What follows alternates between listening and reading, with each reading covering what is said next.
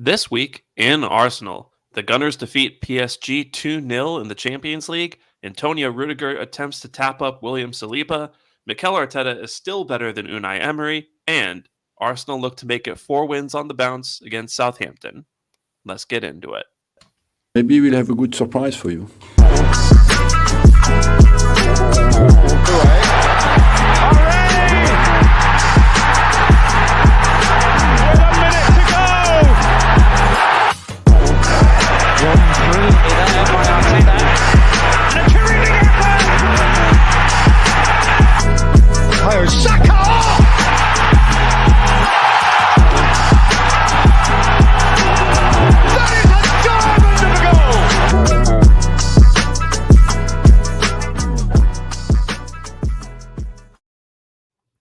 Welcome in to This Week in Arsenal, episode 72. I'm your host, Sham. You can follow me on Twitter at Shamsdale. And we are coming to you live a couple days after Arsenal's win against PSG 2-0 in the Champions League. And we are back in your ears to talk about that, talk about some other subjects, the Arteta-Emery debate that has unfortunately resurfaced. We might touch on, the William Saliba tapping up and a few other subjects as well. So I'm looking forward to getting into all of that. If I sound a little bit weird, it's because I'm shaking off a mini cold. That's why you shouldn't do red eyes from California during a week of rainy weather, at least if you're me. And so looking forward to getting into all that. But with me to do that are two supremely illustrious guests returning to the pod. First, we have Chitty, who you can follow on Twitter at ChittyAFC. Chitty, how are you doing, sir? Amazing. I feel like we're in a good spot, Arsenal, and life is good. So I can't complain. Awesome. And joining us as well is PME, who is growing his hair again, and you can follow him at Marie Escobar PME. How are you doing, good sir? I am very well. I am indeed growing my hair. I'm being very lazy and not cutting it. But other than that, I'm very good. Busy, as they say. Yeah. Very hectic times, it feels like these days, but we move. So great to have you guys on the show. And before we touch on the PSG match and a couple subjects from there and hits and misses, I want to handle this at the top of the pod, which is, yesterday Villa played against Bayern at home. They won 1-0. Jean Duran continues to be a sensation. So Edu, Arteta, hope you're keeping an eye on that. And so Villa pull out the win. And, when Duran scored that goal from, 40 yards out to beat Neuer, the first 5 seconds of that, I was really celebrating like a really, impressive and special goal and just kind of enjoying the spectacle of it all. And then after those first 5 seconds, I thought to myself, they're going to make this about Arsenal again.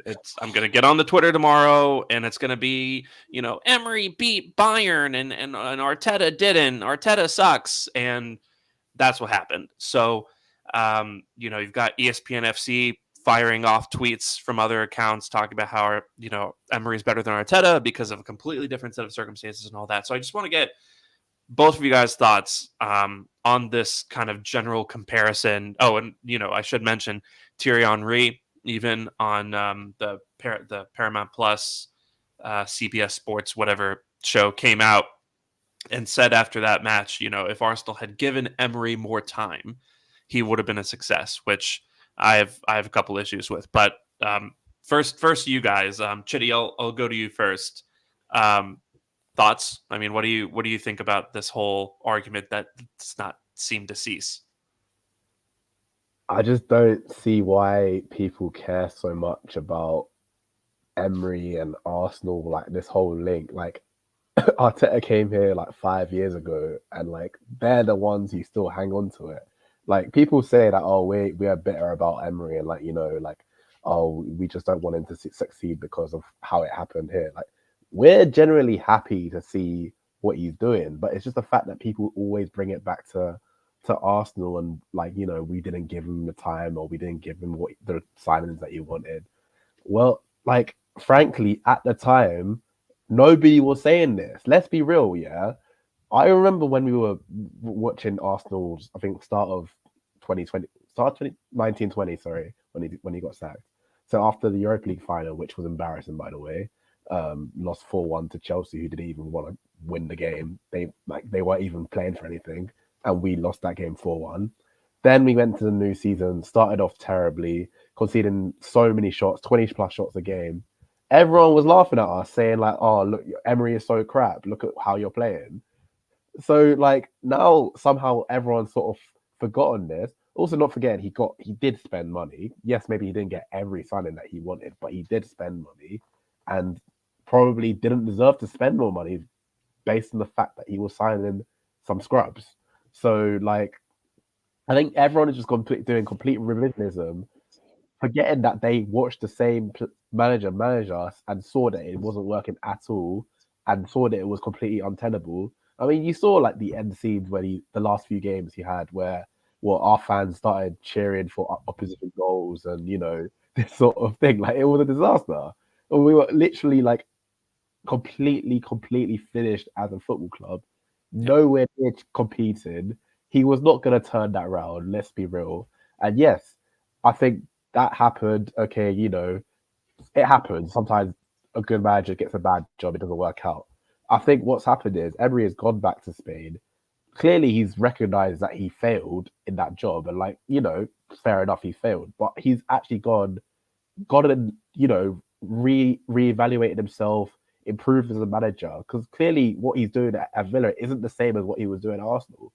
Like, yes, you could say that, okay, Villa maybe suit his style a bit more. They have a bit more of the profiles that he wants. But like, I feel like you don't see the sort of games that he had at Arsenal, at Villa, with these sort of players, and in terms of like, he's not conceding 20 plus shots every game. He's not doing this. He's actually being a bit more pragmatic, a bit more practical with the way he's playing football, but still be able to have some exciting games. And I think, why can't a manager improve when they come to a different job? Why is it he's not the same manager he was 5 years ago? Like, no one's the same as they were. So I think that's what people fail to realize in that regard. I think that's such a great point, because people keep on trying to make one-to-one comparisons, and it's just, things are so much different than they were when Emery was at Arsenal, right? Emery is what Arsenal needed at the time, right? Was a guy who would just steer the club in a direction. Emery's not that guy. Emery's the guy who can lead a team, but he can't lead a club, if that makes sense, right? And then on top of that, I don't understand why people are ignoring all the blatant issues. Like you mentioned several of them, right? Where we were conceding several shots. I'll never forget that Watford game. That was an all-time low in life for me. That just that was horrific. But the awful defending on the pitch, the kind of the drastic week to week changes in tactics. You had Aubameyang and other players like making fun of him at training. He was very clearly not clicking with players. I think there was an Athletic report that also mentioned he tried to do like some weird chant before a game, and players were like, "What are you doing?" And then when he left, there were multiple outlets coming out and saying that he blamed his girlfriend for not doing well at Arsenal. I'm not. I'm not. Yeah, he was dating some British woman at the time, and he came out. Oh, yeah. And he like called her a devil or something. Emery is a very accomplished, good manager, but he wasn't ready for the kind of job that Arsenal was.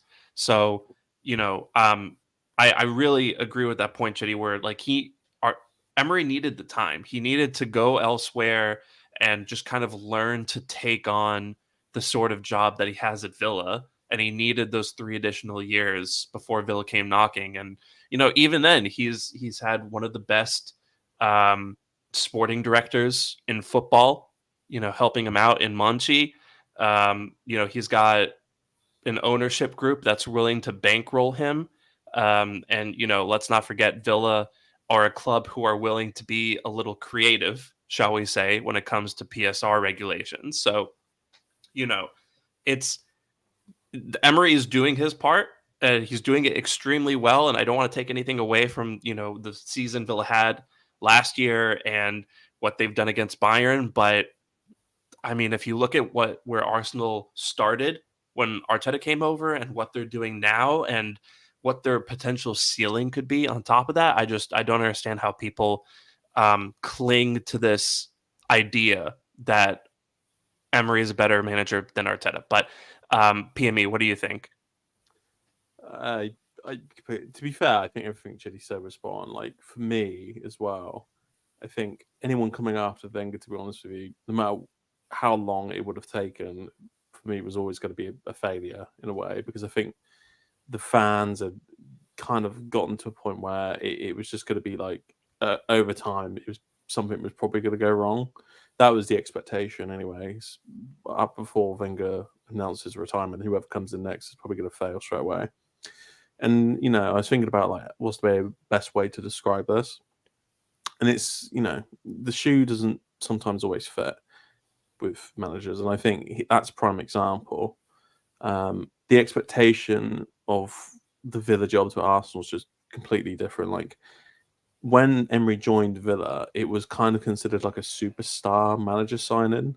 Very similar to like Carlo Evan. Like, I think this was like somebody that was like, it's this is a big manager for us, and it is. It was, and I think in a way he had less pressure because I think he almost could get away with anything. If you look at Gerrard, he was there before him. He was so bad. Like, I think if Emery was to get 8th or 10th, like just right now, I think that'd be good progress. Like, I didn't, and they've exceeded that. And like Judy said, he has improved as a manager. He clearly has. Like, the last couple of months at Arsenal were just horrendous, and I think he's learned from that, and I think he's also learned from his time at Spain. Like, he's obviously changed, and to be honest with you, I'm just happy for him. Like, we were all happy he was sacked, but I remember very clearly his message, like, to the fans, and I respected that a lot at the time because, like, it was so bad, like, it was so toxic. But when I read that, I know, like, obviously you got like PR companies that do statements and stuff, so necessarily couldn't necessarily just be him. But when I read that, I was like, okay, he cares. It was just like it just didn't work. And I really, to be honest with you, I think it's a forced debate as well when people use it in the media, like, Henry or anyone who's talked about Emery versus Arteta. It's more just because he was at Arsenal, not necessarily, just because of the managers. Like, it's just, it is what it is. Like, I don't really care. Like, and like I said, like, I'm happy for him. Yeah. I like Villa, to be honest with you. Like, I enjoy watching Villa play. Like, I really enjoyed that game last night. Like, they're a good club, and it is a lot to do with Emery, and he deserves credit, and we deserve credit for moving on when we should have. Yeah, simple as that. Yeah. It's I think it's one of those situations where everyone won in the end, and for some reason people are trying to find a loser in all of it. It's boring. It's to me, it's just boring because, like, and it's also a pointless question to me as well. Like, sure, if you think Emery's better than Arteta, but he's not coming to Arsenal. Arteta's not leaving. What's the point of it? What is the actual point of the argument? I just don't get it. I think it's boring. And like they're trying to bait us into being salty about Emery. Like, yeah, exactly. I literally don't think about Emery ever. Like you don't watch Arsenal play and be like, oh, I wish we had Emery. Like, no, like we're happy with what we've got. The debate would make sense if we were behind Villa, right? Yeah. Mm-hmm. If Villa were in the title race and we were 5th or 6th, then whatever, sure, it's a question, I suppose. But even then, it's like, well, it doesn't matter. It doesn't mean anything. Yeah. I'm curious to see what Emery does in his next job, because I think he will eventually move on at some point, because I think a big club will call for him, whether it's Bayern or somebody else. Like, I'm really curious to see what he does next, because I think he's got the experience to take that into a bigger role. whatever that is, I don't know, but I could definitely see him moving on as well. But he does seem to suit an underdog sort of role, though. He As we've does. seen, like even when he He managed doesn't PSG as deal. well. Yeah, I Wasn't mean very good with Emery. that. Well, The thing with Emery is, I think anyway, is the best way to describe him is that he is best when players. He has a group of players that don't have egos. That Arsenal team from 2018 to 2020 was just full of personality and full of egos. Like it's obvious. Like people believed, in that group, I would have thought that they were just better than the manager. They knew more than the manager. Or I mean, look at the Ozil Emery thing. I think that's a really good summarization of his tenure there. That whole situation. I mean, it was just an absolute nightmare. If you remember, like it was quite sad as well because obviously it's a player that everyone really liked, but he was trying to essentially force him out. And it was, I think, in my opinion anyway, I think that's when it went downhill for him, along with Ramsey leaving on a free. I think that's when it yeah, was kind of that going was bad. downhill. He Yeah. didn't replace Ramsey, and it was obvious to me anyway. And I think also him telling Wilshere that he was surplus to requirements. Yeah, yeah. got about that. It didn't help that. Yeah, It didn't help that Emery came in and made a lot of big calls, and I'm not sure if any of them really worked out to begin with. I'll never forget the David Luiz transfer day. That was hilarious. Like it was reported on GFFN, and it was like, "Are you fucking serious?" Because we were all wanting. I think it was like Upamecano, wasn't it? We were all like, "Oh, we're going to sign Upamecano. It's going to be wicked." And it was like, "Oh, we're signing David Luiz." Now, David Luiz for me was a great signing overall, but it was like the complete opposite of this. But it was like 68 million deal to like I think it was like 10. Yeah, it was like something really Arsenal cheap. just Yeah. beating it again. Yeah. I do feel bad for Emery that we stuck him with Pepe because He wanted Zaha. He really Yeah. wanted Zaha, yeah. and he didn't get him. And the whole Pepe thing could honestly be, I'd love to see. I don't think anyone would ever make a documentary about Pepe, but the kind of fall from grace is just insane. I mean, I've the fact never that seen they did the investigation about the transfer and then they sacked. Oh my goodness me! Rail. How do you pronounce the second name? Sanley. I can't remember how you say it. Senyehi. But like, yeah, Senyehi. that guy. Yeah. That guy. Yeah, they sacked him. Absolutely. Basically, purely based on that transfer, and obviously the whole because Jorge Mendes deal as well, wasn't it? Or I can't remember who he represented him, but it was all dodgy. Like I remember the whole situation. We paid like £20 million extra for his agent and all this sort of stuff. So dodgy. It was just complete car crash. Or might have been Kia actually. I can't remember. It was Kia. No, it wasn't Kia. It wasn't I'm Kia. pretty sure Yeah. it was Kia. You're right. It's sad though to me because I really like Pepe. Like I remember when we went out, I was like, "Oh, this is brilliant!" Because he was the season before he joined us was like he was generally insane. If you watch like year highlight of his year, he was fucking insane. Like I think he scored like 22 goals and got like 11 assists or something crazy like that.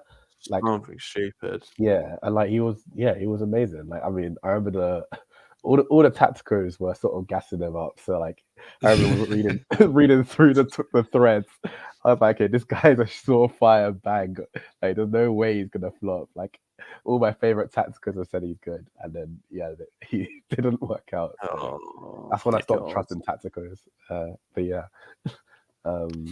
I liked him though. I'm happy he's doing well now. He's at Villarreal now. He's doing pretty decent. So. Oh, is he? Good for him.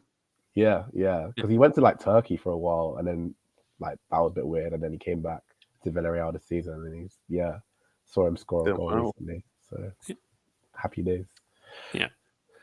But yeah, I all the best to Emery. Hope I'm glad to see Villa doing well because that is a club I've always appreciated.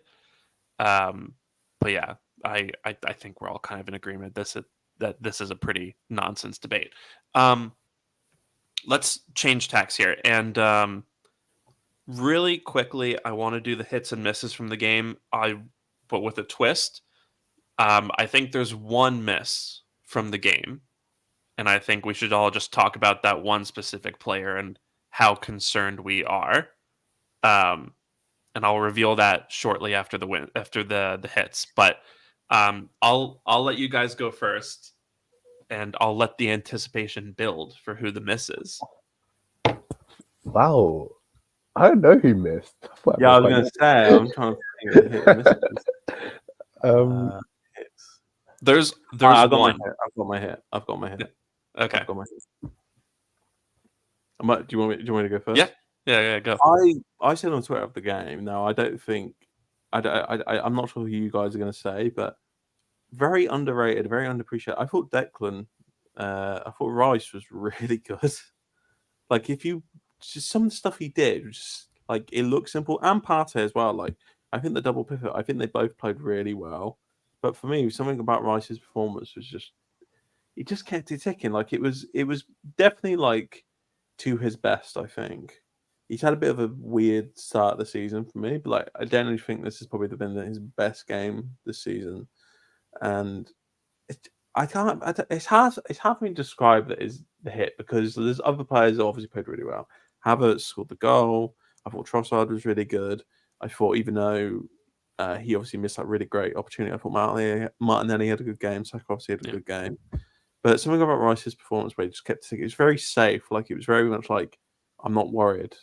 You know, he's keeping it against PSG. Like it's a big performance for him because obviously he's not played in big European games like that before. So I don't know. It was just something about his performance for me. It was just really good. Yeah. No, I think Rice is really good on the day. I think that has a lot to do with the fact that Calafiori is kind of moving forward in attack and kind of basically coming in as like a left 10-ish, maybe like a high left 8.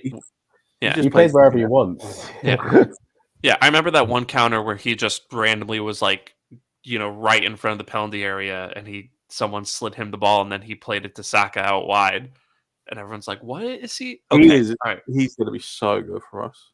Yeah, already I can tell. Like just something about him. Like he's everywhere on that fucking pitch. And then he spent the second half at right back, and he didn't miss a beat. And apparently, that's the first time he's ever played right back. Yeah. Which is ridiculous. Brilliant. Yeah, no, I think that's a good one. Chitty, who's your hit? Yeah, as you said, I think everyone was pretty good. Like, I guess the one probably I want to highlight is Timber because I thought he was insane. I thought he locked up Barcola completely. Obviously, he only played a half because he got the taken off precautionary, but I just thought that was probably his best performance for us. And I think he's been really good like recently as well. And obviously I know I might have criticized him a little bit before on the show before, like when he was playing left back, but he was sort of inverting. I was like, this is not really working. But I think him playing as a traditional fullback, either left or right, and you've seen what he does. He's a lockdown defender, like probably our best one-on-one defender on the wings. And on the ball as well, he's very good. He's very comfortable. Can go inside, can go outside as well. I think him and Saka are getting real synergy as well, with overlaps and underlaps whenever it's needed. And I think he's going to be such a good player for us. And you see how much we missed out on him last season because people never mention that we are second major signing after Declan Rice. Okay, yeah, Havertz as well. But like, this is one of our biggest signings last season, who got injured for the whole year. And like, people were like, "Oh no, you're not missing anyone. Like, you should have won the league." Like, come on, like this is someone who was gonna be a starter for us. Let's be real. He was gonna come in and probably replace Zinchenko like for the whole season. Like him and White would have been the fullbacks, and he didn't play the whole year. How is that not a big factor?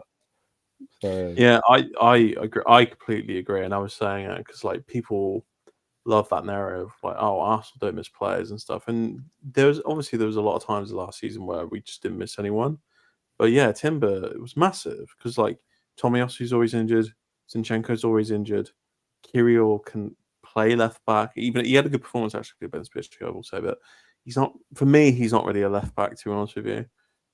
In terms of like, I think I just don't. I think there's just something about him there. I don't think he himself is comfortable there.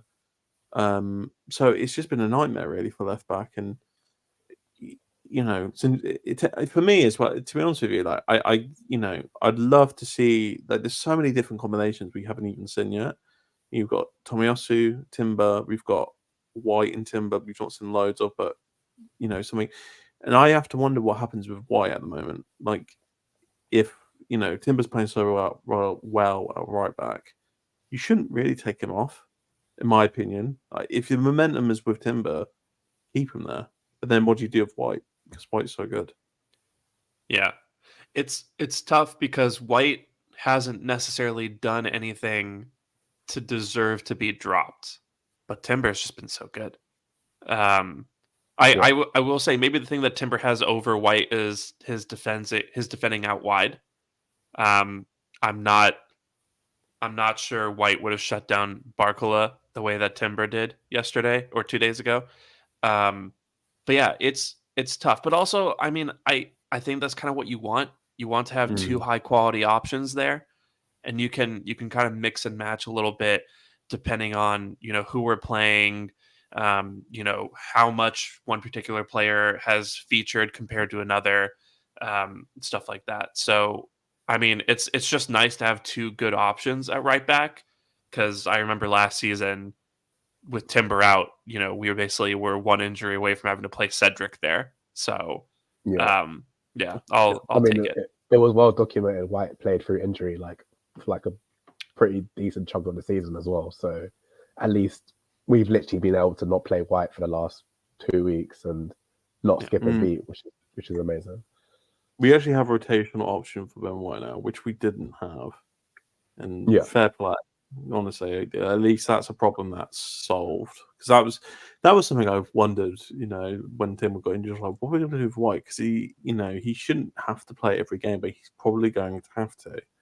He basically did, in a way. Yeah, especially because Tomiyasu is just missing in action. So, so frustrating. Because I love Tomiyasu, but he should not have got a contract. Right? He shouldn't have got a contract. I said it at the time as well. I said he shouldn't have got, he's I think he's earning 100K now, and this guy is just never fit. And he's when he plays, he's pretty good, but it just, when someone's that unreliable, does he warrant a contract? Shouldn't he have to It's kind of awkward though. I get it. I think I don't disagree with you, but I get it, because you kind of want to protect the value in a way. If it runs down and he's injury prone, you're not going to sell him for that much. So I would have sold him last season. Huh? I would have sold him last season. To who? I mean, I don't know, mate. I just hate injury prone players. I just sell them instantly. I used to get the what's that thing you get, the stem cell? Oh yeah, just get it high or whatever, and it'll be fine. I think the way that we even gave him the contract suggests that we're a little bit worried about him, because I think most of the time when we give extensions to players, it's like a 4-year contract on top, right? If I remember correctly, Tomiyasu was like a 2+1 kind of thing, which that does say a lot, actually. Yeah, which tells me that they're like, we're going to preserve the value, and then we're going to see how you do. Yeah, and we're gonna keep that year. If you do well, or if we just have trouble finding you a buyer, but we're not. This isn't a long-term thing at this moment. So, which sucks, because I also love Tomiyasu. I just think he's a great defender. I think he's pretty good on the ball. Also, just very stoic, which I'm into. He fits the vibes of the team very nicely. But the guy, he's approaching Croc status at this point. Yeah. Doesn't help that he always goes for international breaks, fairly fit. Oh, that really annoys me. Yeah. Well, he either goes on the international break and gets injured there, or he's injured, hasn't played, and will get called up for Japan and then gets injured. I mean, what the fuck? That's literally what happened. Was it the last Asia Cup where he went for played really well as well, and then just got injured straight away? Oh. Yeah, Yeah. when he showed up at practice a couple days ago, I checked my calendar and I was like, "When's international break coming up again?" Oh, next They week. didn't call him up. It was I read that this morning. They didn't call him up, which is interesting to me. I They feel like didn't. Arsenal forced If their he hand. didn't, then he should maybe get some minutes on the weekend. I think anyway. I don't know whether it's coming on or whether he should definitely be getting some minutes. Yeah, Is he I in hope full so. training now? Like, is it full training he's in now? Like, Should be, I think. He was there with like Merino and the other first teamers. I mean, he was training in the same capacity that Merino was in, and Merino, okay, then yeah, he probably Fiji. should be on the bench then. Yeah. Yeah. Hope So so. maybe just need another game. My hit. I'm just gonna do an easy one and say Calafiori. You know, I think with new signings, and I think with Calafiori, a lot of the messaging was give it some time. Like he's very good, but he's also still very raw. And I do think there are parts of his game that are still a little raw. Like he's very aggressive. I've noticed that he's gotten a good number of yellow cards already this season. So I mean, just maybe tone that down a little bit. But defensively, I think he's been great. I think on the ball, he's been masterful. I still have been thinking about that goal against City. I couldn't believe my eyes when he scored that. That was amazing. Um, and so, the way that he's, like we were talking about earlier, he was popping up in the final third, basically playing as a 10 for a hot second, like going all over the pitch, inverting from left back. And then we moved him to right back for 45 minutes. So he didn't miss a beat. I'm just so impressed with that guy. I think he really is. I think he has a really good chance of going on to be one of our best players. So, yeah, absolutely thrilled with Calafiori. Yeah, honestly, when you think that he's like, apart from like Wanyeri and Lewis Skelly, he's the youngest player in our squad. Yeah, Like, which is like, yeah, he's younger than Saka and Really? Martinelli. yeah. He's, I heard yeah, someone say How that old the is other he? day that he was younger than Saka, and it blew my mind. yeah, How- he's 22. I'm- He doesn't turn 23 He's till May, I think. 22. It's Yeah. not Fuck right off. No way. like he's genuinely like a sensation. I think he That's could really insane. be like a game-changing sort of defender in terms of the way he plays, the sort of the word I like to use is like personality. I feel like he's such a big personality, especially on the ball. Got presence. He never, yeah, exactly. He never hides from it. He's always like getting onto it, whatever area of the pitch that he's getting into it. Like I remember when I was watching the last international break where he was playing for Italy, and like he had like the most touches in that game, at least before he went off, where he was literally just. They were just like, like how they play it to Pirlo and he like had like 100 touches. That's literally what he was doing. But he was playing what, left centre back, but he was basically just went into the middle of the park. He was like, give me the ball and get out of the way, sort of thing. And I'm gonna play it to you. You're gonna give it back to me. I'm gonna play the ball around here. And it's like, bro, you're literally like a left back / centre back. You're doing all this stuff. Like, what is going on?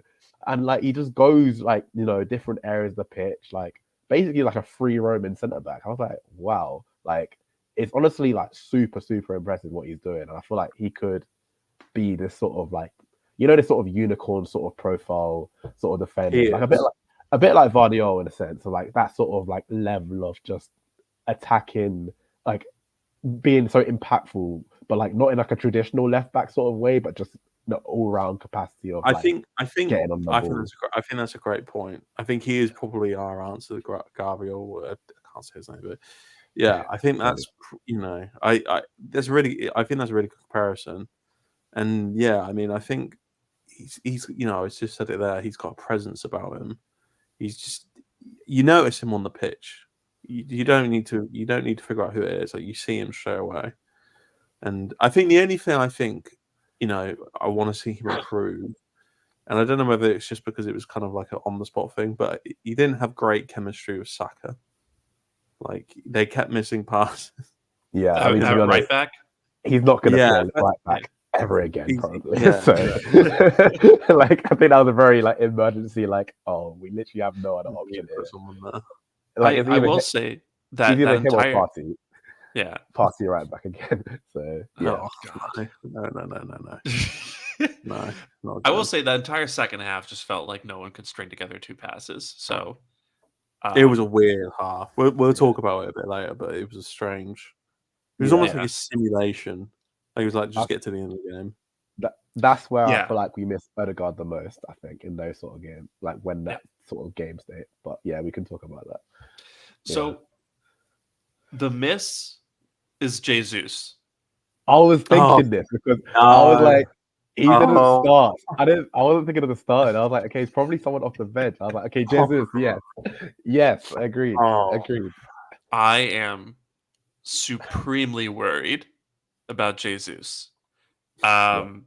Just I know he's been dealing with this kind of almost recurring knee injury, stemming from the last World Cup, and I know that we're working him in a little bit, but the last few sub appearances that he's made, just the decision making, like going back to City, right? We put him on, and this guy beat Bernardo Silva. And then he was like, he pulled a Pepe, and he was like, no, I'm going to go back and beat him again. And then he lost the ball, and then they got the corner, which eventually led to the equalizer. So I was furious at him for that. And I remember against PSG, he was making he was engaging in such selfish decision making, where it just seemed like he was desperate to grab the goal at all costs, and like didn't really think about how to progress the move. There's one move in particular that I'm thinking about where like he got the ball and he just took a supremely ill-advised shot when like I think Saka was available, and like He should play. And like Saka and Martinelli are both just standing there, just like, what are you doing? So yeah, I just feel like we're seeing a guy who is lacking in confidence. I mean, the fitness appears to be there, but like just the footballing brain is not. So my question to you guys is: does Jesus need Jesus? Yes, he does. I don't know, like, because it's very unlike Jesus to be selfish. That's the thing. It's like he's always been like a dribbler sort of player, but I feel like what made him sort of stand out is that he wasn't like he didn't really play selfishly like in that sort of way. He almost played a bit too unselfishly before. Remember, he used to like sort of lay off when he should be shooting and this sort of thing. This is why like the last few games has been a bit of like it's been a bit of a shock, like how he's sort of playing in terms of like that's not how you normally play. Like, yes, you miss chances and this sort of thing, but you're usually a good impact to the game. You're someone who will, get others involved. Like his assist numbers have always been higher during his career and this sort of thing. So he's sort of like that sort of player where he's not always thinking about goals. But I think clearly the goal drought has gotten to his head. Like, I mean, I think it's like now 20 games without a goal, which is terrible, by the way. Yeah. But like, I think he knows. I mean, they know the stats. Like, they might pretend that they don't know. They know the stats. You know when your last goal was, and when it was January, then you definitely know it was that long ago. So like, I think that's gotten to his head, and I think now he's trying too hard to score a goal, and it's now become to the detriment of the team. Like he said against PSG, where he tried to like chop back when like Rice was there, Saka was there. It was an open pass to either of them, and he tried to like just try to go through two players. Like I was like, that's never gonna work. And it's just like stuff like that where yes, it can happen every now and then, but like when there's such obvious passes on and then players are visibly getting frustrated at you, it's becoming a problem. Especially with the Leicester game was the worst one because we got the goal from it. But why are you shooting from there? Two, what kind of shot was that? Because it was awful anyways. And it's just like he had two men over and you didn't want to play the pass. He just took a shot, which is just ridiculous. So yeah, I feel like I am quite concerned. In the Leicester match, I think it says a lot that Waneri got subbed on before he did. Yeah. I agree. I totally agree. That was my immediate thought as well. I was like, he's not even been subbed like before, from Norarian. It's worrying. Do you want to add anything before I say anything about Jesus or? I want to say one more thing. The someone mentioned, like related to this sort of thing, but like the fact that obviously Odegaard is injured, and probably could think that this could open up a spot for Jesus in the starting 11, sort of, maybe having Havertz. Probably what he thought in his mind would happen is that Havertz would drop into this attacking midfield slot and then Jesus would come in. Obviously, we've gone for Trossard ahead of him, and I feel like he's probably got in this mind that he is like ahead of in the pecking order than Trossard. So for the fact that Trossard has basically become the starter now in the absence of Odegaard, I think that's got into his head as well, because I feel like he's a bit like not arrogant, but like you have that sort of like ego. I think he has that, still has a little bit of an ego about him, coming from City, sort of that sort of thing. Like, how can a Has player to. from Brighton be starting ahead of me, sort of thing. So I think, like, yeah, I feel like there's a lot of factors in play that are all building up to this sort of what we're seeing from him, I think. Yeah. PME, were you gonna? I was going to add a lot of things to that. Do you remember the last podcast we did? And you were like, "Who do you think the miss of the season will be?" And I said Jesus, because I said I don't think he's going to live up to the expectation he has mentioned himself. Tom, our good friend Tom, put out a tweet the other day. I pulled it up. Can I share my screen? Is that something I can do on here? I don't think so. Okay, I'm going to read the tweet he said. All right. Okay. Fire in Jesus' belly was gonorrhea. I remember that tweet, yeah. I mean, that sums it up. I mean, it's just been so bad. It's been horrendous, and the cameo. I mean, I don't want to be negative all the time, especially with Jesus, because I think he's kind of fucked with his knee. I think, to be honest with you, he's. I don't want to say he's finished because I think that's really harsh, but it's obvious if you look at when he first joined to now. I mean, it's just you said about the fitness, and I love you, Sham. I was really like, I want to say I disagree, because I do disagree, because I think he's not. I think there's something wrong with him still. I think his knees beyond. There's something there. There's an obvious to me. If you watch him run, you watch that goal for Leicester, the Leicester goal, the Havertz goal. Look at his running. Bad. It's bad. He come on as a sub. Yeah. It's not good. And to be honest with you, if I was Arteta, I would be subbing Sterling or Jesus now. And if I was going to put Jesus on, I'd put him on the wing. But he played him left wing last season, and I actually think at this moment in time that's his best position. Yeah. He can't play as a 9. That game against Atalanta, he was horrendous. This was Lacazette versus Brighton levels of bad. Yeah. It was so bad. I don't care what anyone says. It was so tragic. Like, you watch that game. Yeah, we were quite shit in general, but some of the stuff he was doing was just so bad. His touches, his layoffs. It was just like, come on. Even Zinchenko has had a better start of the season. Like the pre-season, he did pretty well. He's doing better than Jesus. I'm sorry, but that's the facts. The thing about Zinchenko is if you put him in a situation where he's got guys around him who will make up for his defensive inadequacies, he's fine, right? Like if you wanted to do like a back 3, or if you want to do like a back 4 and then Zinchenko like inverts like next to Rice, and then the back 3 is like Timber, Saliba, Gabriel, I'm fine with that. Yeah. Right?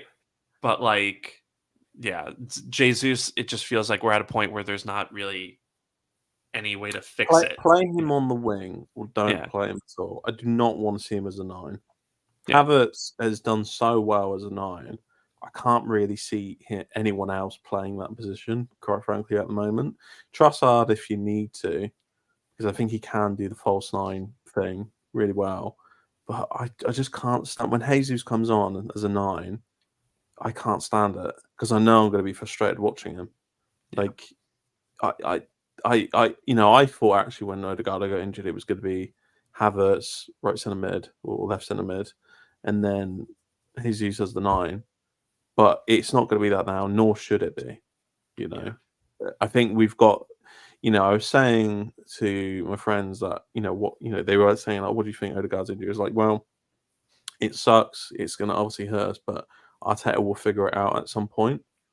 He'll figure out how to get the team working without Odegaard. Like, it's just a matter of time. And I think he's gotten the point. We're talking about the PSG game. Like, I think he's got the team that clicks now without Odegaard. So Jesus, he's got to, he'll come on against Southampton, and we'll have to see how he does.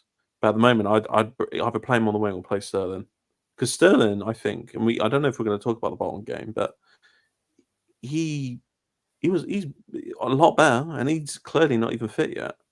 So it says a lot. Sterling actually has fire in his belly, I feel like. Yeah.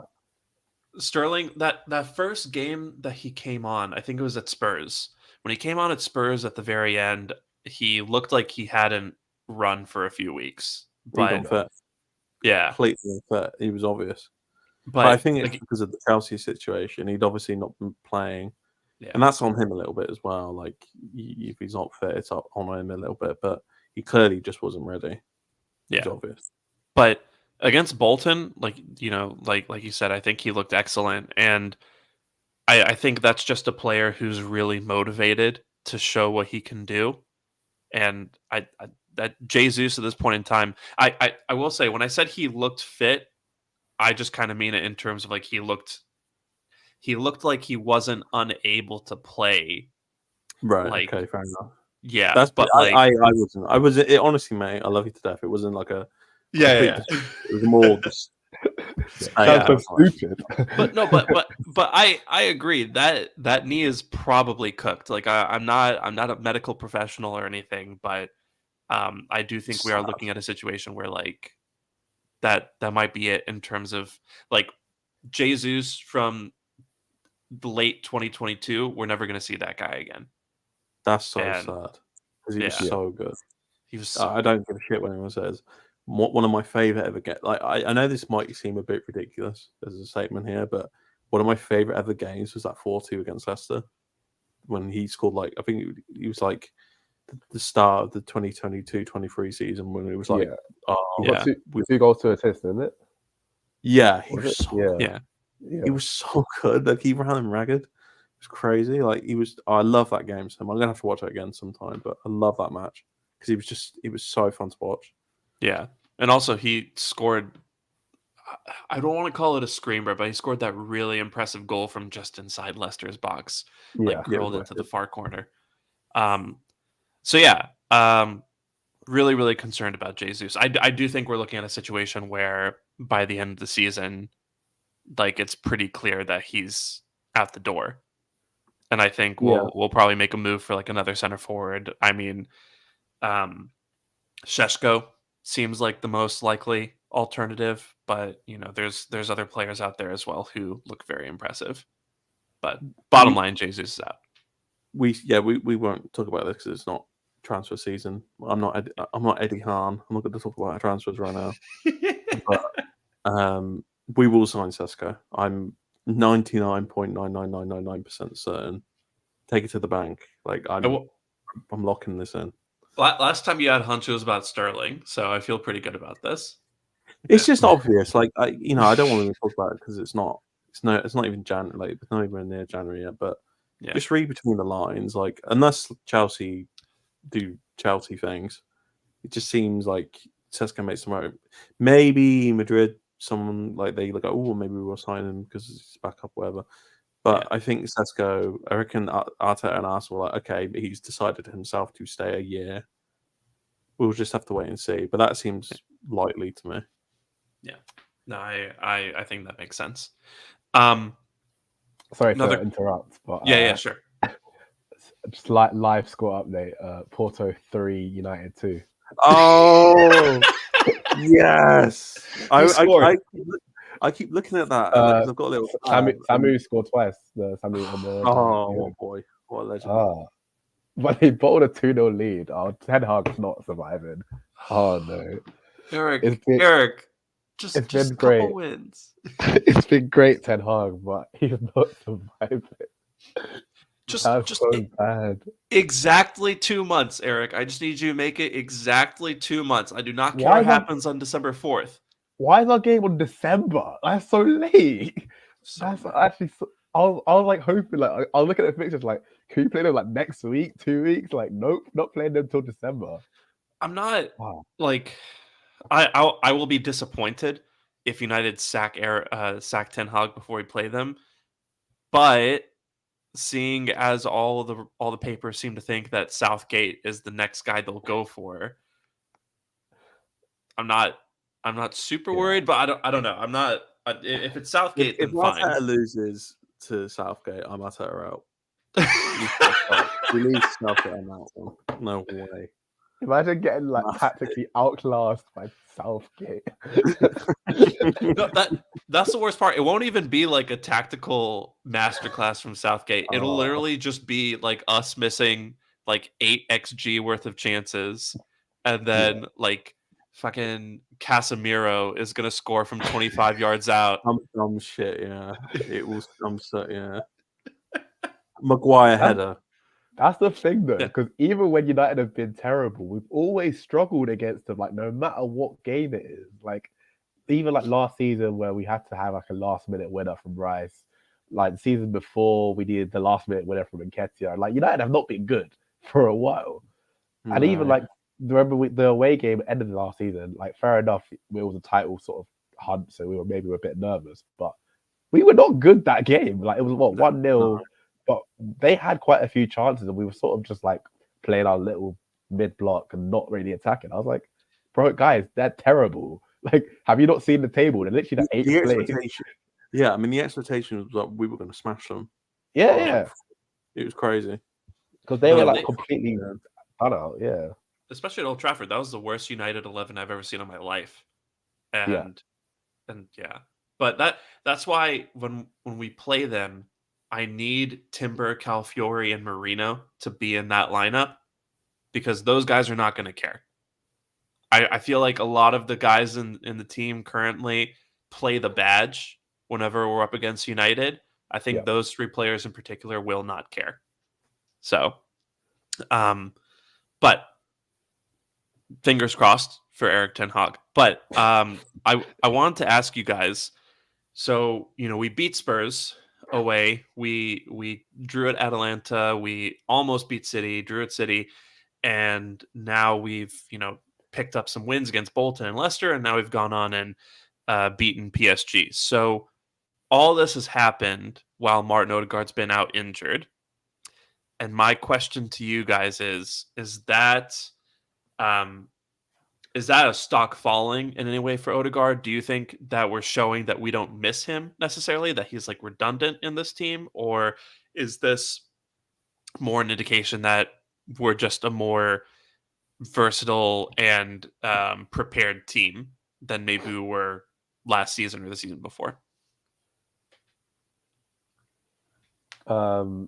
Yeah, I think it's the latter. I think like to be honest, how Odegaard started the season wasn't really great anyway. I don't know what we were doing with the whole tactics and everything, but like it sort of seemed a bit like how we started last season in terms of Odegaard just playing really high up, not getting on the ball, and it was just I don't know why we start seasons like this, but Arteta just tries random nonsense to start the season, whatever. Okay, but I feel like having that sort of injury helped him to reevaluate just the whole team, anyways, and like the whole international break and everything, and we sort of just came in, even with the Rice sending off as well. I think sometimes adversity just helps you to just reevaluate your whole team and just be like, okay, how can I just get results even with like a lack of personnel? And I think obviously we've got the Spurs result, we've got the City result, and we've just kept on going on. And I think that adversity has sort of helped us to adapt to these changes, and we've seen that we don't have to rely on someone just being in the right half space, just sort of camping there and just doing their thing there. We've seen Trossard just come in, but being a bit more freedom across the front line, like sort of sometimes going wide, sometimes going into the left, to the right, sort of doing his own thing. And I think, like the team has really benefited, especially in the recent games. We've seen some really good football the last few games, like Leicester, we saw some great football, and PSG as well. So I think definitely like tactically we're more versatile now, and I think it's going to help when Odegaard comes back in because the team is in a better shape when he comes back in, and there's no reason why he can't play the same role that Trossard's playing. Like I think the quality is just like you cannot deny the quality that he has, and he can play way better balls than anyone in the team can play. So if he's got that freedom to roam, I think you're going to see some of the stuff that you've seen from last season, and just how good he can be. So yeah, I think it's really exciting that we're able to find this new solution. Honestly, yeah. PME, how about you? See, Chitty's so articulate. He just says everything I want to say in a much better way. No, but I completely agree. Like, I think the thing I would say is more of a hit than a stock falling is Arteta's adaptability, because that was the thing I kept wondering. I was like, how is he going to adapt? Because Odegaard's so important to him. But I think he's found something now. I think it's I think Odegaard's just he's so important to Arteta, and to figure out the solution the way he has. I mean, I think the PSG performance, considering I know they didn't have Dembele, but considering Odegaard is the captain of Arsenal and big creative force really for that team, to have put that performance on, I think it says a lot about the players, about Arteta. But I'm excited to see Odegaard come back, just to get a rest. And hopefully, to me, this is the thing I would like to take away from this period of time. I hope that he can actually get subbed off now. Like, say we're winning 3-0 or 3-1 or something. Arteta goes, okay, I'm going to sub him off and either put Trossard there or Nawani. And, because to me, I really want to see, I don't know, do we play Saturday or Sunday? Saturday. Play Saturday. I really want to see Merino, Rice, and Nawani. I really want to see that, because I think he can play that Odegaard role. I don't care what anyone says. I think he's already ready. I think that was the whole point of sending Vieira to Porto, because he considers him ready. So I want to see that.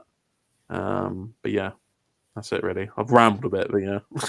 No, I mean, I think that's absolutely true, especially with Wineri, where he came on at Spurs, didn't look phased at all, came on against Leicester and, almost scored a goal from like 40 yards out as soon as he stepped on the pitch, was probably one of the major driving forces for us getting the winner.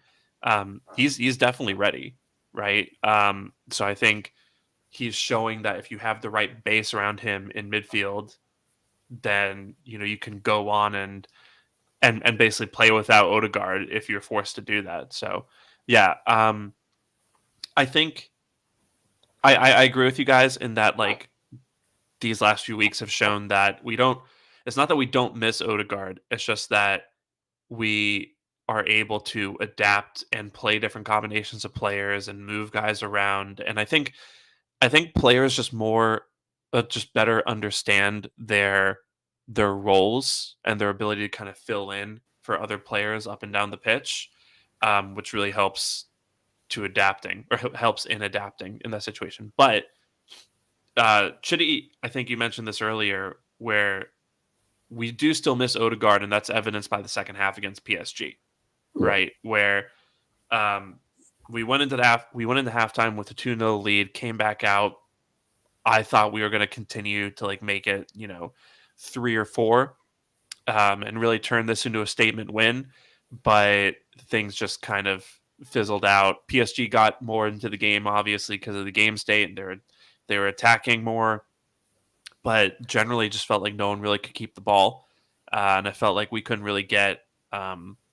It felt like we couldn't really get a foot on the ball and just control possession and take the oxygen out of the game. So I do think that is one of those situations where we really do miss Odegaard. But yeah, I just think it's an interesting conversation to have, because obviously there's, for some reason, a very forced debate about whether or not Odegaard should be in the team and whether or not Saka or Odegaard's better.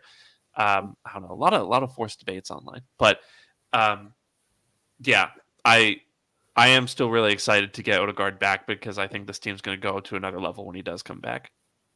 Yeah, I think the possession thing in particular, like, I think we only had 35% possession, I think it was, against PSG. A lot of people had some thoughts about that. Honestly, I mean, I didn't have a problem with how he played at all. I think with the PSG game, the stats were misleading. I feel like we were a lot more dominant than the stats said that we were.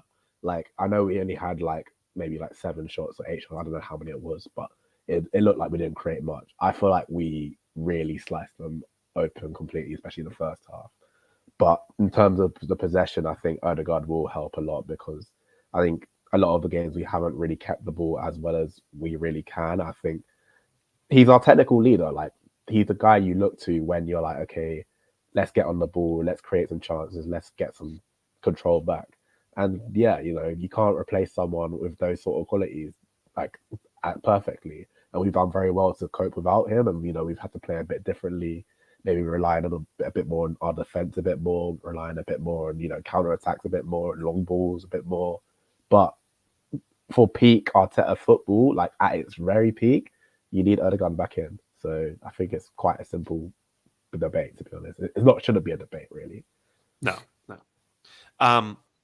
So we're at the hour mark. So as we kind of begin to put a bow on this, I want to look ahead to Southampton in a couple days, and I think reports came out earlier today saying that White and Timber both didn't train. So my first question about that game to you guys is this: if those two miss against Southampton, who would you play at right back?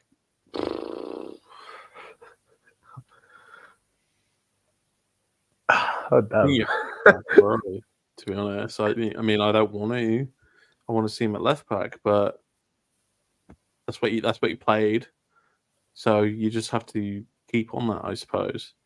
I think Timber will be back. I think, Arteta's such a menace. Like, he's such a weirdo. Like, it wouldn't shock me if he just pulled some bollocks. Like, it was just, we all thought Calafiori was injured this week. We all thought he'd done something to his knee. And that turned out not to be the case. So I'm not worried. Like, he'll probably play. But you'd have to play Calafiori if push comes to shove. Partey, would you play him right back? I don't think I would. But the thing is, with Merino now, you could do it. Yeah, if you really wanted to. Like, Yeah. But I don't want to see that. No one wants to see that. Let's be honest. The goal we let in, that James Justin. My goodness, look, Partey on that goal is just so bad. Yeah. I can't. I think Partey's been pretty solid the last couple games, but I've seen too much to. He can't play right back. He was very good against PSG. Yeah, very good, and I can't take that away from him. He was very good. What with Partey is just that he's good against non-physical midfields, and I feel like PSG was not a physical midfield. I mean, that sort of game suits him because he can get on the ball. He doesn't have to worry about having to do like heavy dueling with someone like Morgan Rogers or something like that, who destroyed him completely.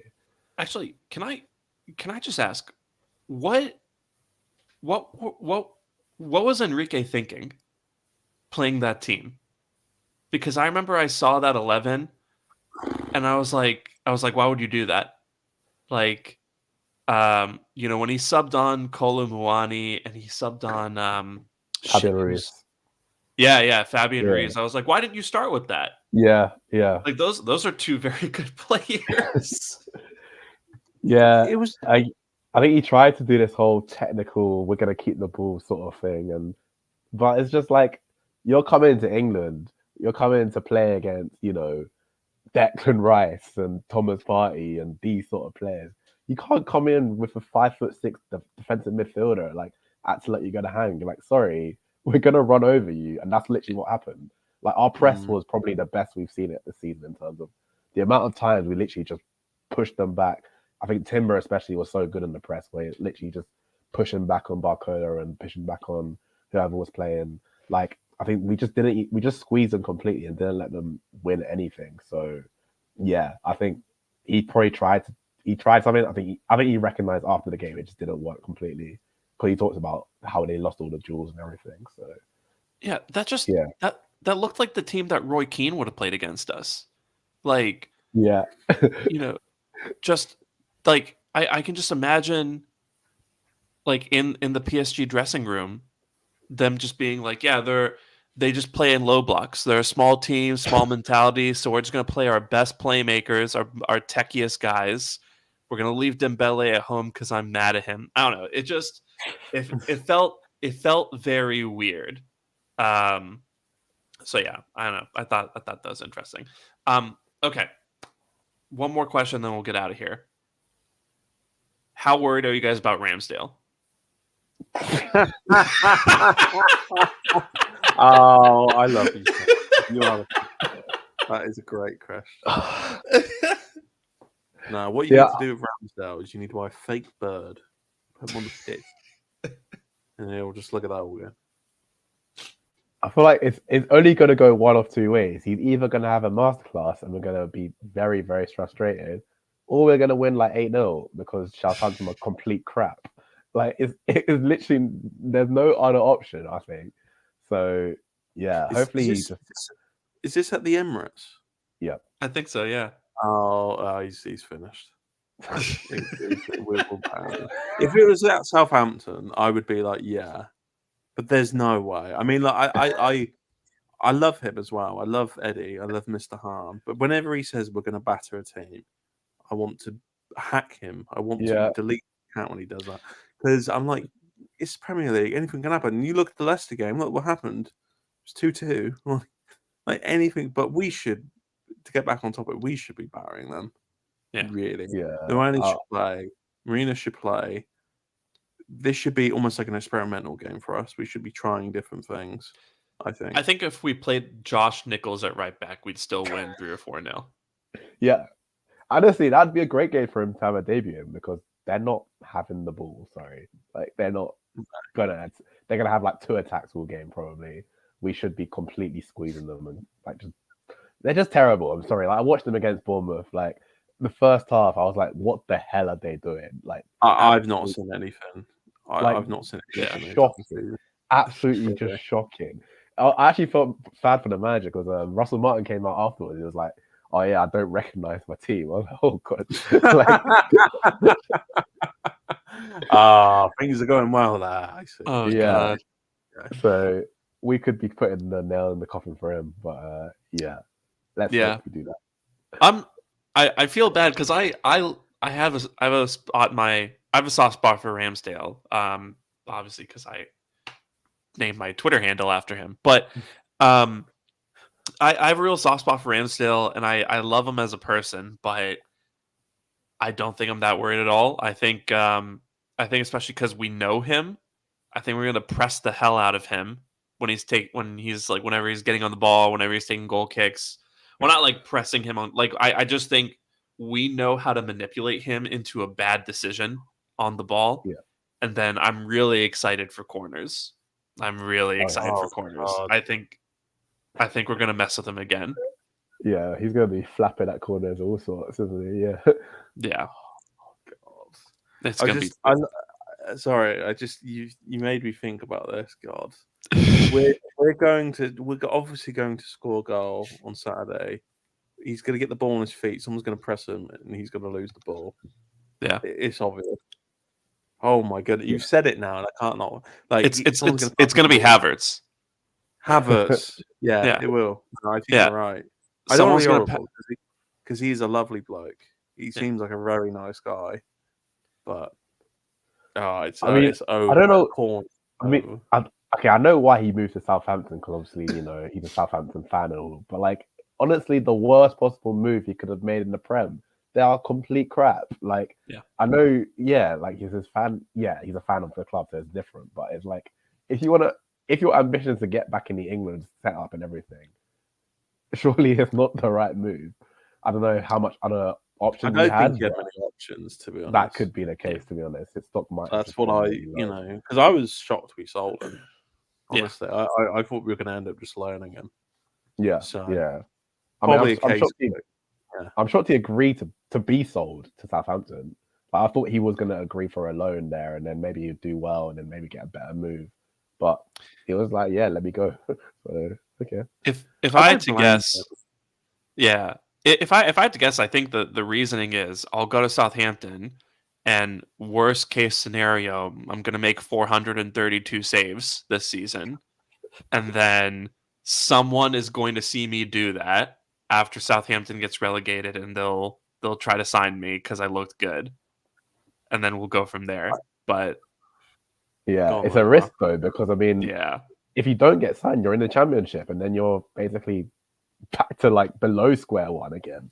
So it's Yeah. sort of like, do you want to go through that whole situation of trying to build your way up again, or do you want to just at least stay on a decentish level? But I guess he's ready Maybe to do he's got some sort of like gentleman's agreement where he's like, if we get relegated, I'd like to.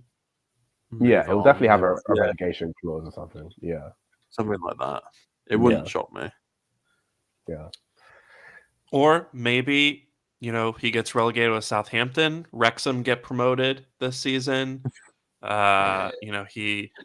manages to kind of get a move to Wrexham. I could see Ramsdale playing for Wrexham in a few he years. seems like a Wrexham sort of, that sort of character, isn't it?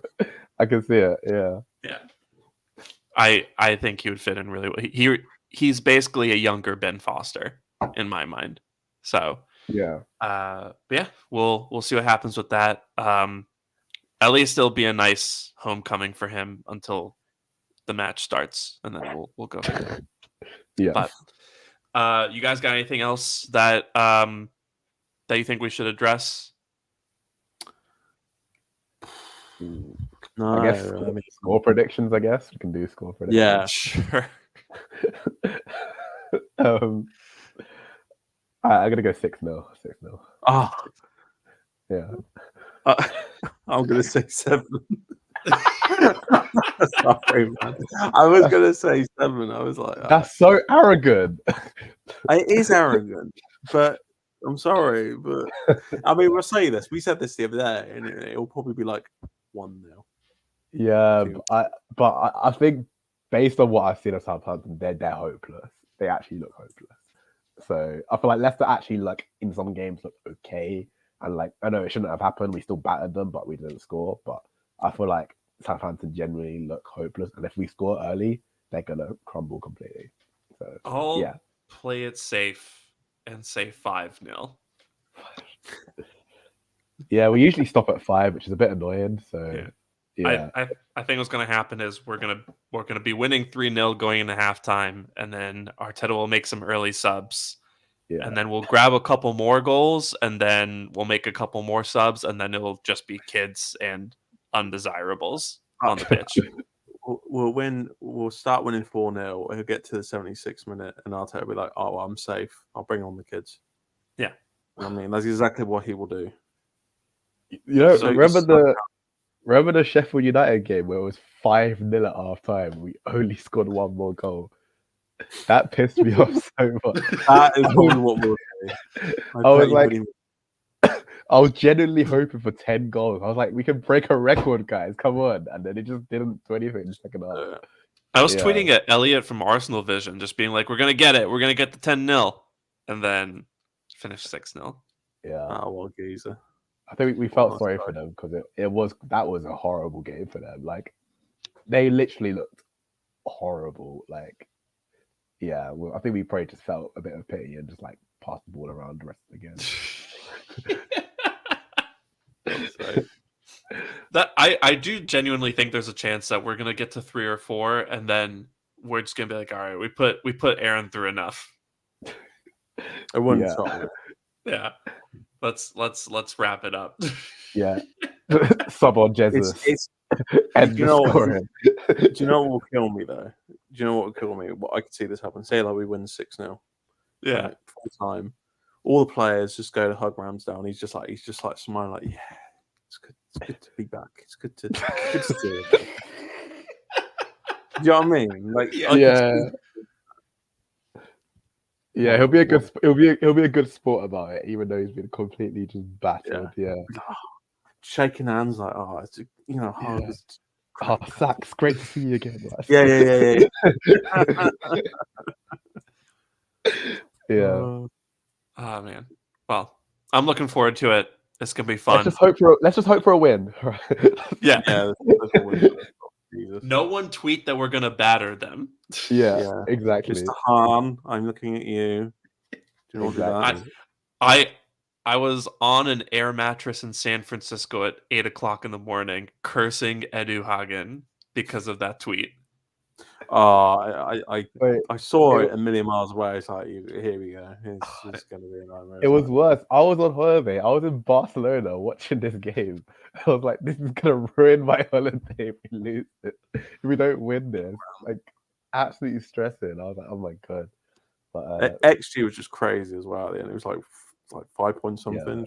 Yeah. Just curse their keeper. Curse their keeper. Oh, he was so unreal. What the fuck? It was just ridiculous. I feel like there's always one. I feel like every season there's one unknown keeper who just turns into Van der Sar against us. Yeah. Could be Ramsdale on Saturday. You never know. It can't be 2 weeks in a row, surely. I feel like we've gotten our bad luck out of the way. I feel like this time the floodgates open. I do hope that the home crowd doesn't mess with Ramsdale too much, or doesn't try to mess with him too much, because I think that's his superpower. Yeah. When when he's away somewhere, because I remember him saying this. He said he was more comfortable playing away than at home, because the away crowds, or I guess the home crowds at other stadiums, will like start jeering him and like cursing him and trying to mess with him, and like he will like take confidence from that, and basically like the nerves wash away is kind of how he put it. So I hope we don't go too overboard, because I think at that point he will turn into prime Neuer if we mess with him a little too much. It wouldn't shock me. Yeah. Honestly. Yeah.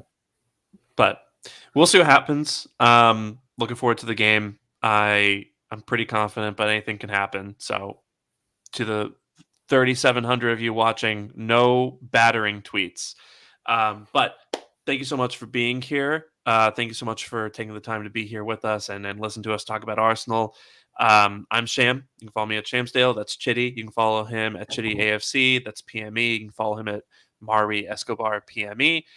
You can follow the pod at This Week Arsenal. And if you're watching on YouTube, please do like, comment, subscribe, hit the bell.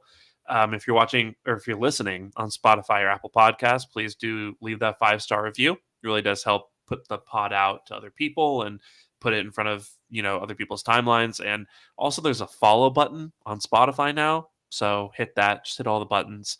And yeah, thank you again for taking the time to be here with us.